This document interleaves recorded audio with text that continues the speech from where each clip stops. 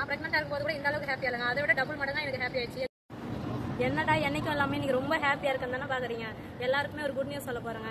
அது எங்களுக்கு good news தானே, உங்களுக்கு எப்படின்னு தானே பார்க்குறீங்க. என்னன்னு பார்த்தீங்கன்னா, எங்கள் 3 தலைமுறையாக குழந்தை இல்லாதவங்களுக்கு இலை கொடுத்துட்டு வந்துட்டு இருக்காங்க. ஆனால் நான் சோஷியல் மீடியாவில் போஸ்ட் பண்ணி ஒரு 2 மந்த் தாங்க ஆகுது. அதுலேருந்து வந்து இலை சாப்பிட்டு போனவங்கள இப்போ ஒருத்தவங்க கால் பண்ணி ப்ரெக்னெண்ட்டாக இருக்கான்னு சொல்லியிருக்காங்க. அவங்க இலை சாப்பிட்டு போய் 1 மந்த் தான் ஆகுது கரெக்டாக.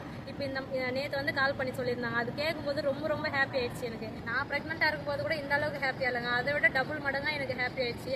என்னடா நம்ம இந்த வீடியோ எடுத்து சோஷியல் மீடியாவில் போடுறோமே அப்படிங்க, என்னதான் இது பாசிட்டிவ் இருந்தாலுமே அது நம்ம சோஷியல் மீடியா வரையும் வரும்போது ஒரு பயம் இருக்க தானே செய்யும் எல்லாருக்குமே. நான் பயந்துட்டு இருந்தேன். ஆனால் அவங்க எல்லாம் சாப்பிட்டு போய் 1 மந்த்லேயே கால் பண்ணி குட் நியூஸ் சொல்லும்போது ரொம்ப ரொம்ப ஹாப்பி ஆயிடுச்சுங்க. இந்த வீடியோ எதுக்காக போஸ்ட் பண்ணுறேன்னா, இந்த சந்தோஷத்தை வந்து உங்க கூட ஷேர் பண்ணலாம்னு தோணுச்சு. இது வரைக்கும் நான் எந்த வீடியோலையுமே வந்திருக்க மாட்டேன்.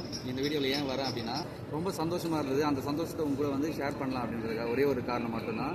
நீங்கள் கொடுக்குற சப்போர்ட்டால் மட்டும்தாங்க எங்களால் இவ்வளோ தூரம் வர முடிஞ்சது. எல்லாருக்குமே ரொம்ப நன்றிங்க.